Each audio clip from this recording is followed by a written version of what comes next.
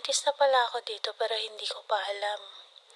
Panay gala, panay beach, panay biyahe. Akala ko kasi normal lang yung pag-bleeding ko dahil nga hindi ako dinadatnan at nagagamot pa ako nung time na mga yan. Work na sana dapat ako dyan, kaso nga lang kasi sabi ni Habi wag na muna.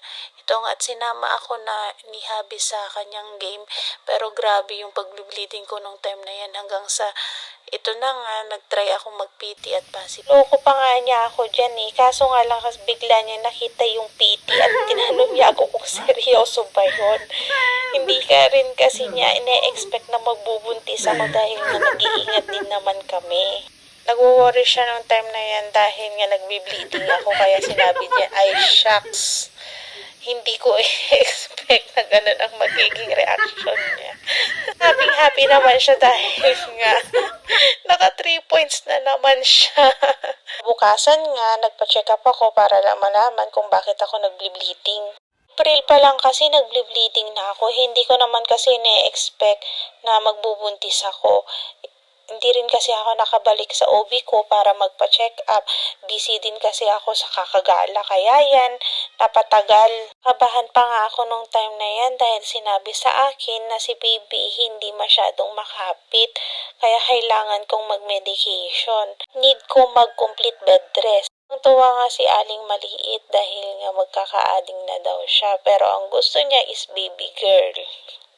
Na-confirm na nga na buntis talaga ako, naghanap na si Habi agad ng aming lilipatan at luckily, nagkaroon ng bakante sa tabing unit nila Ate Francine kaya yun, lumipat kami kaagad. Yan na nga, weekly ang aking TVS para ma-monitor kung kamusta na si baby dahil nga sa nagkaroon ako ng hemorrhage. Normal naman po, positive for heartbeat naman po, and movement naman. Grabe din yung pag-aalaga sa akin ni Habi nung time na yan dahil nga sobrang selan ko. Okay naman na ang posisyon ni baby at makapit na sa akin. Every month na lang ang aking ultrasound. Noon din kami ng gender reveal. Inantay namin dyan si daddy. Tapos alam nyo ba na ang ine-expect ni daddy is baby girl. Bless nga kami dahil ang daming nagbibigay ng mga gamit ni baby. Diyos ka na, dali! Ano ka? Oh, okay, ano?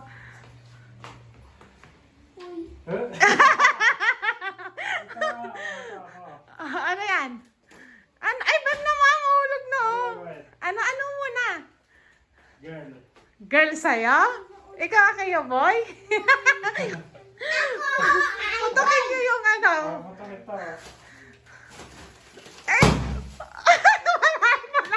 Joke lang pala. Ito. Wala.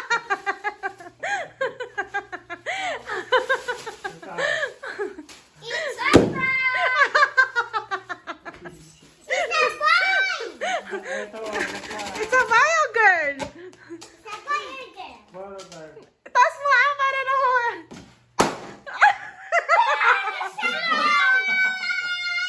Boy siya.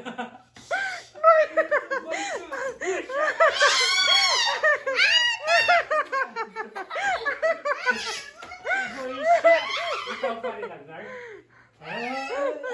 Ikaw pa rin nag-guard.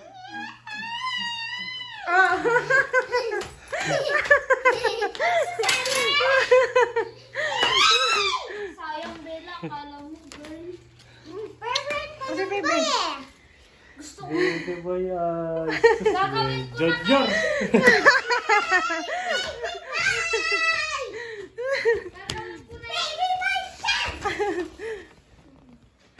Nag-maternity shoot din ako pero si Bella lang ang nagpicture sa akin yan. Ang galing niya, no? Na nga, 27 weeks na laman na mayroon akong gestational diabetes. Nag-try din naman ako ng diet pero hindi siya nakuha. Kaya kailangan kong mag-medication. Every morning and evening, kailangan kong mag-insulin tsaka mag-check ng blood sugar. Akala ko nga before ako mga anak, tsaka ako magpapa-ultrasound pero hindi. Kailangan kasi ma-monitor ni baby. Kaya kailangan monthly na naman ang aking pag-ultrasound.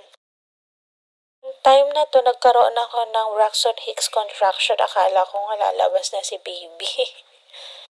Pero thank God kasi hindi naman at false labor lang yon. Alangan namin before Christmas, ikasama na namin siya. Kaso hindi pa pala.